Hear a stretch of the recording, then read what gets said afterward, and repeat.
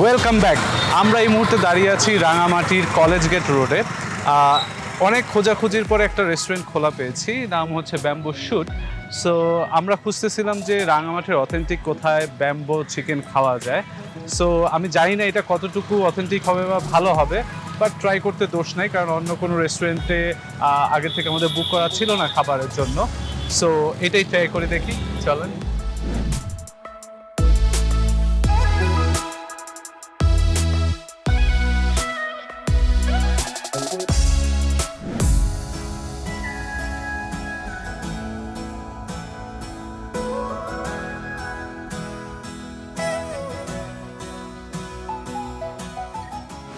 Bamboo shoot.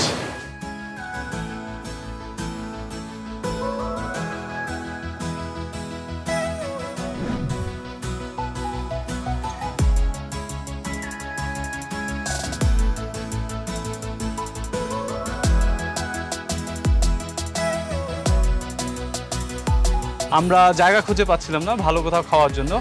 Environment দেখে, ambience দেখে we are very much satisfied. খাবারটা পরে বোঝা যাবে। এটা হচ্ছে রুফটপটা। রুফটপে ওনাদের বসার স্পেস আছে, বাট দুপুরের সময় অনেক বেশি গরম, সো দুপুরের সময় নিচেই বেশি ভালো লাগবে। বাট সন্ধ্যার দিকে ইটস অ্যামেজিং প্লেস। কাছিম,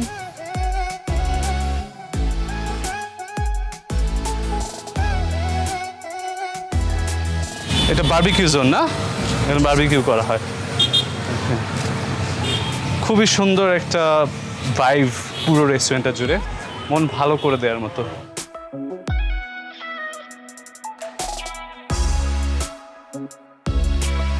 আমার ওয়াইফ ওইখানে পোজ দিচ্ছে, আমি একটু যেয়ে দাঁড়াই।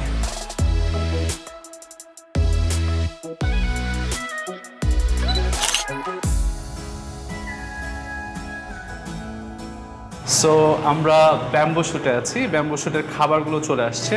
আগে একটু খাবারের সাথে পরিচিতিটা করা দিই আপনাদেরকে। এইখানে আমার যেটা আছে সেটা হচ্ছে দেশি হাঁস ভুনা, এটা হচ্ছে কাঁঠালের বিচি,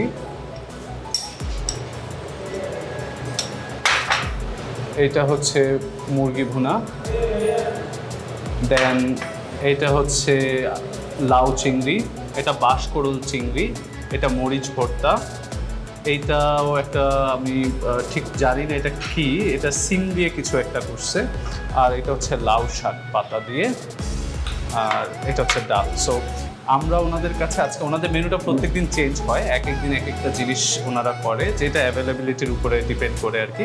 সো আমি যেটা করব এখন, প্রথমে ওনাদের ট্রাই করব হচ্ছে বাঁশকরুল, যেটা এই ট্যুরে আমার খুব ইচ্ছা ছিল খাওয়ার। তো বাঁশকরুলটা ট্রাই করে দেখি।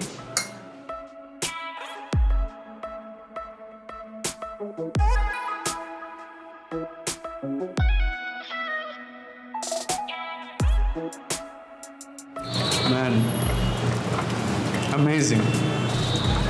Wow, wow, wow.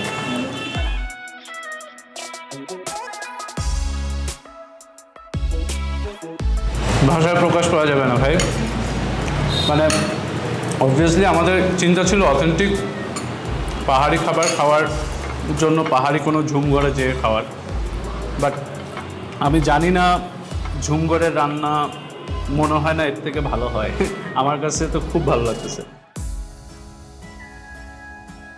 বাহ, মরিচ ভর্তার সাথে চিকেন, মুরগি দিয়ে মরিচ ভর্তা করছে, মানে অমৃত ভাই। জানি না জিনিসটা সিমের ভর্তা। মাশাআল্লাহ, মাশাআল্লাহ, মাশাআল্লাহ।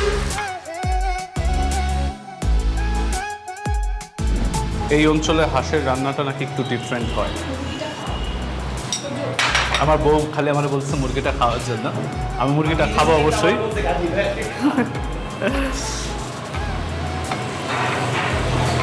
হাঁসটা ট্রাই করি।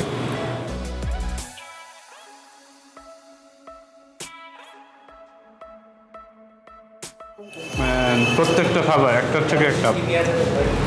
হাঁসের মাংসটা পুরো বারবিকিউ চারকোল টাইপের। মেজবানে যেরকম কালো বোনা খাইছিলাম না, ওয়াও।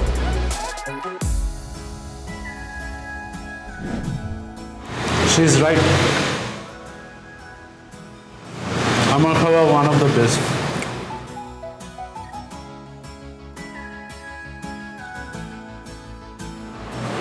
প্রত্যেকটা মশলা পারফেক্টলি কুক। মুরগির মাংসে যদি মশলার পরিমাণটা না বুঝে দেওয়া হয়, মাংসটা পুরোপুরি নষ্ট হয়ে যায়। কারণ মুরগি এমন একটা মাংস যেটা আপনার অনেক কষানোর পর হচ্ছে মাংসের টেস্টটা আসে অ্যাকচুয়ালি। তো এখানে যেটা হয়েছে, প্রত্যেকটা মশলা খাবারের সাথে মিশে গেছে, মানে মুরগির ভিতরে ঢুকে গেছে, পারফেক্টলি ব্ল্যান্ড যেটাকে বলে। ওই টেক্সচারটা থাকার কারণে মুরগি মাংসটা এত বেশি মজা লাগতেছে, এত বেশি জোস লাগতেছে। আর যেহেতু পার্সোনালি আমি ঝাল পছন্দ করি, প্রত্যেকটা খাবারে মানে একটা অ্যামেজিং লেভেলের ঝাল লাগতেছে, যেটা মুখে লাগতেছে, যেটা ইচ্ছা লাগতেছে। আমি এটাকে বলি ইচ্ছা ঝাল, যার কারণে আসলে ইচ্ছা ঝালের কারণে খাবারের ইচ্ছা বা স্বাদ আরও বেশি বেড়ে যাচ্ছে।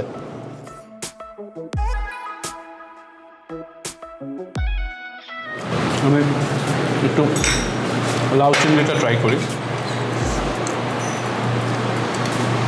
একটা জিনিস না বললেই নয়, সেটা হচ্ছে ওনাদের ওয়ে অফ প্রেজেন্টেশন।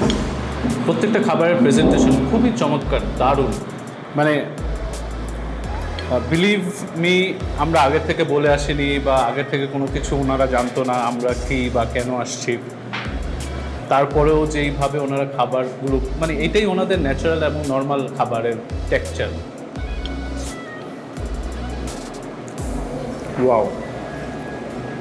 লাউ জিনিসটা আমি অতটা পছন্দ করি না, বাট বিশ্বাস করেন, এই লাউ খাইতে হইলেও একবার রাঙামাটিতে আইসেন। আর অবশ্যই এই চিকেনটা।